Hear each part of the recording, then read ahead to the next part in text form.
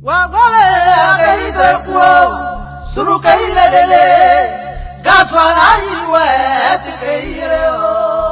avoir foi en ce qu'on fait.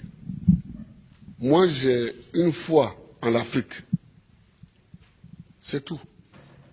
Et je fais ce qui me semble bon pour l'Afrique. C'est ça que je fais. Le reste, c'est pas important. J'ai dit souvent à mes collaborateurs que celui qui veut être riche, il ne faut pas qu'il vienne faire la politique.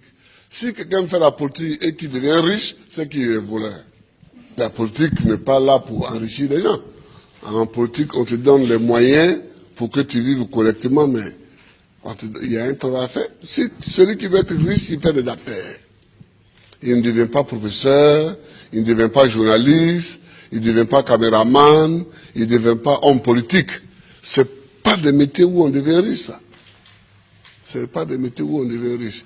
Ça, c'est la première leçon que je voulais tirer. La deuxième leçon, c'est que tu peux partir de zéro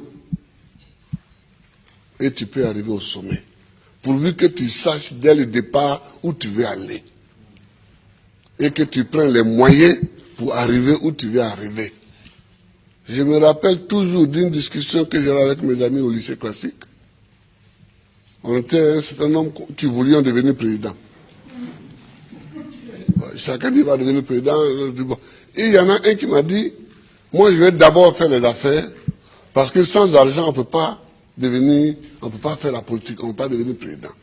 Et je lui ai dit, moi, c'est parce que je ne vais pas faire les affaires, que je vais être pauvre, que je vais avoir les mains propres et que je vais devenir président.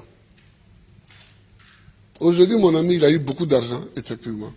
Il a beaucoup d'argent, mais il n'est jamais devenu président. Il n'a jamais même été candidat. Voilà, il n'a jamais été candidat. C'est-à-dire qu'il faut savoir ce que tu veux longtemps à l'avance. C'est-à-dire qu'il ne faut pas découvrir les situations de façon opportuniste. Il faut savoir ce que tu veux être, ce que tu veux faire. Et tu te traces ta ligne de conduite. Donc tout ce que tu fais dans la vie, moi j'ai fait histoire pour devenir président. Sinon, la bourse qu'on m'a donnée pour aller en France, c'était pour faire professeur de latin et grec. Quand j'ai commencé vraiment à militer, je me suis rendu compte qu'il me manquait l'histoire de l'Afrique pour poursuivre ma route. J'ai changé. J'ai changé.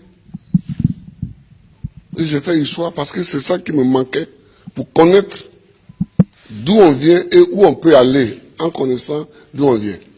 Je vois des gens qui découvrent qu'il y a un fauteuil à côté, ils peuvent s'asseoir dessus. On ne s'assoit pas dessus comme ça. Le fauteuil, il est à côté, il semble vide, mais il a un propriétaire.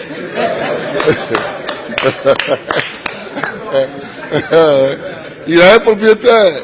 C'est quand tu veux t'asseoir dessus que tu te rends compte qu'il a un propriétaire. Et le propriétaire, il faut savoir que le propriétaire du fauteuil présidentiel, c'est le peuple.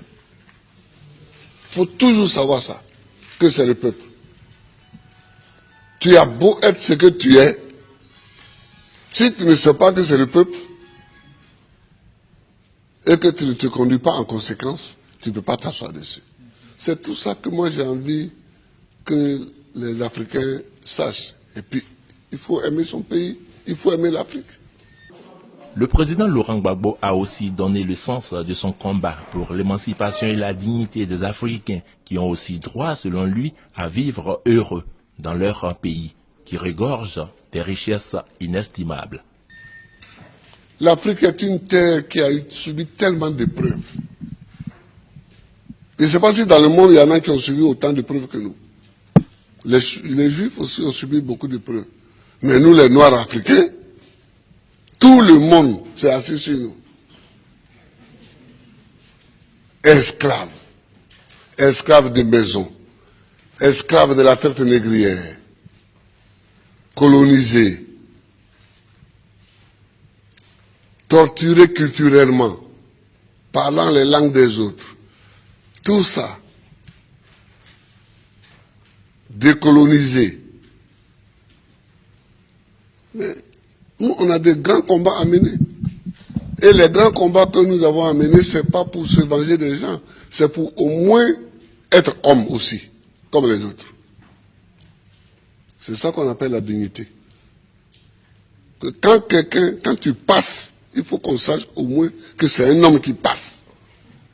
C'est tout. C'est tout ce que nous voulons. C'est tout ce que nous recherchons. On ne cherche pas à dominer ceux qui nous ont dominés hier, à nous venger d'eux, à faire ceci. Non, non, non.